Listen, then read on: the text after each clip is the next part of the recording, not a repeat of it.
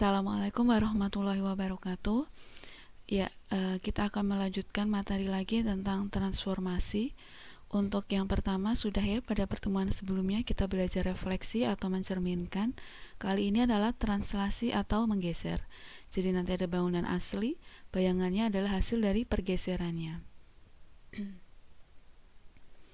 Ya, untuk tujuan pembelajarannya, yang pertama, peserta didik memahami pengertian dari translasi atau menggeser. Yang kedua, peserta didik dapat menentukan koordinat dari bayangan suatu titik dari hasil translasi atau menggeser pada bidang kartesius, ya bayangan dari titiknya. Yang ketiga, peserta didik dapat menentukan bayangan suatu bangun geometri dari hasil translasi atau menggeser pada bidang kartesius, ini bayangan dari bangun ya. Kemudian yang keempat, peserta didik dapat menyelesaikan masalah yang berkaitan dengan translasi atau menggeser. Oke, selanjutnya. Ya, ini yang translasi atau menggeser ya, ada dua orang anak menggeser meja ya, secara realnya seperti ini. Kemudian ini untuk bidangnya ya, bangun geometri ya, ada trapesium digeser dari yang merah menjadi yang biru, ini bayangannya. Jadi translasi itu merupakan salah satu jenis transformasi yang bertujuan untuk memindahkan semua titik suatu bangun dengan jarak dan arah yang sama. Jadi di sini ada 4 titik ya, 1, 2, 3, 4. Dipindahkannya dengan arah yang sama, sama-sama ke sana semua. Jaraknya juga pasti sama, ini ke sini dengan ini ke sini jaraknya pasti sama ya. Nanti kalau karena ini kan satu kesatuan, tidak mungkin kalau jarak dan arahnya berbeda ya. Ini satu kesatuan ke sana. Jadi menggeser itu adalah memindahkan semua titiknya dengan jarak dan arah yang sama untuk masing-masing titiknya. Nah, ini untuk pada bangun lagi ya. Perpindahan dari bangun A menjadi A aksen, ini bayangannya. Jadi perpindahan titiknya ini ada arah horizontal, kemudian ada arah vertikal. Ini kita ambil sampel titik di ujung sini, perpindahan horizontal ke sini, kemudian perpindahan vertikal. Kemudian untuk titik yang satunya nanti juga sama, perpindahan horizontal yang mempunyai jarak yang sama dan perpindahan vertikalnya. Ini nanti kalau kita ambil titik di sini juga sama, perpindahan horizontal, ini perpindahan vertikal. Jadi nanti jika suatu translasi atau pergeseran pada suatu benda dilakukan sepanjang garis horizontal ya, yang mendatar, bisa ke kanan, bisa ke kiri. Translasi itu akan bernilai positif jika ditranslasikan atau digesernya ke arah kanan. Ini nanti translasinya bernilai positif kalau ke kanan, bernilai negatif jika ditranslasikan ke arah kiri. Nanti kalau gesernya ke kiri nilainya negatif.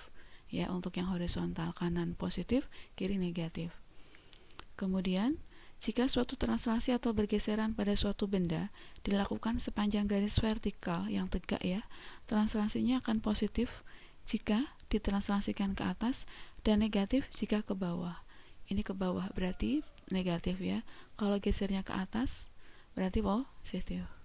Lebih detailnya kita lihat pada bidang kartesius ya, pada koordinat kartesius.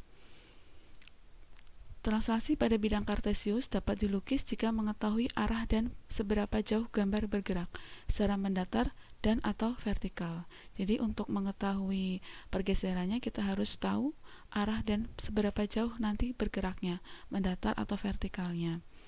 Nilai yang ditentukan A dan B, translasinya bisa dinyatakan dalam vektor seperti ini, AB, yang berarti memindah setiap titik, misalkan namanya adalah titik P, titik awalnya, P koordinatnya adalah X dan Y dari sebuah bangun datar, nanti bayangannya adalah P aksen. Jika titik P dengan koordinat X, Y ditranslasikan sejauh AB, maka bayangannya adalah A ini nanti adalah pergeseran X-nya, B adalah pergeseran Y-nya. Sehingga P aksen bayangannya adalah X ditambah dengan A, Y ditambah dengan B. Atau dapat disimbolkan XY sebagai titik awalnya menghasilkan bayangan X tambah A, Y tambah B. Ya, jadi nanti hasilnya adalah tinggal ditambahkan kalau untuk translasi. Sebagai contoh di sini ada segitiga warna merah, bayangannya adalah warna biru ya. ABC ditranslasikan Di sini kita lihat ambil sampel titik B ya. B ke B aksen. Gesernya berapa? Ini gesernya ke kanan ya. Dari merah ke biru berarti nanti yang horizontal positif. Berapa kotak? 1, 2, 3, 4. Berarti 4 satuan ke kanan ya, 4 satuan ke kanan di sini. Kemudian ke B aksen secara vertikal dia ke bawah. 1, 2, 3. Karena ke bawah berarti nilainya negatif. 3 satuan ke bawah. Nanti bisa dinyatakan nanti A-nya adalah 4 ya, tadi ke kanan. Berarti X plus 4 positif karena ke kanan. Kemudian 3 ke bawah, 1, 2, 3 berarti negatif, Y min 3. Kita bisa cek satu persatu. Untuk titik A, koordinatnya ini jangan kebalik ya. X-nya di sini min 3 ya. Kemudian Y-nya adalah 1, jangan kebalik antara X dan Y ya. A-nya min 3,1. Kemudian pergeserannya tadi 4 ke kanan, 1, 2, 3, 4, 3 ke bawah tuh 2, 3. Lalu dengan secara perhitungan tambahkan 4 yang X-nya, yang Y-nya dikurangi 3. Negatif 3 tambah 4, hutang 3 tak punya 4, berarti sisa 1 ya, plus 1. 1 dikurangi 3, negatif 2. Kemudian yang P tadi sudah, di sini koordinatnya adalah min 1,4, geser 4 ke kanan, 3 ke bawah. Tambah 4 untuk X-nya, kurangi 3 untuk Y-nya. Min 1 tambah 4, hasilnya adalah 3. 4 kurangi 3, hasilnya 1. B aksennya 3,1. Tadi A-nya 1,-2 ya, ini betul. Kemudian untuk C-nya, C koordinatnya adalah ini ada min 1, di sini ada min 2, di sini min 1 ya. Koordinat C berarti X-nya min 2, min 1. Min 2, min 1. Pergeserannya 1, 2, 3, 4 ke kanan, 3 ke bawah untuk mendapatkan C aksen. Tambah 4 kurangi 3. Min 2 tambah 4, X-nya jadinya 2, Y-nya min 1, min 3, utang 1, utang 3, utang 4. C aksen koordinatnya adalah di sini ya, 2, min 4. Begitu ya.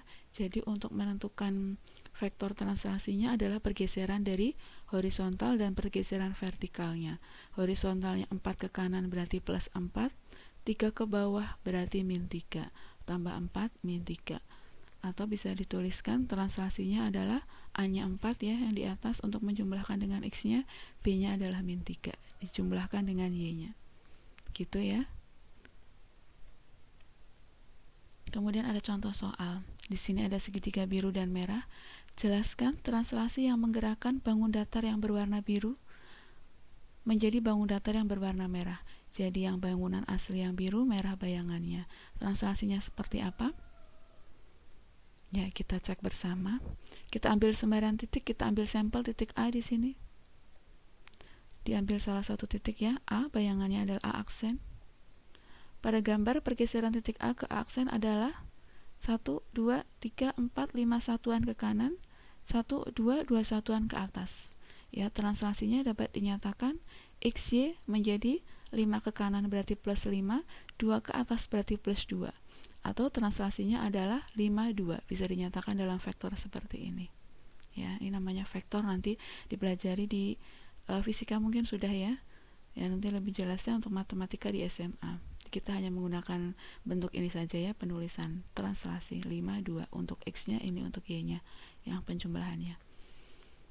Kemudian contoh yang kedua, koordinat bayangan titik P 5, negatif 3 oleh translasi min 1, 7 adalah, kita cari bayangan titik P-nya.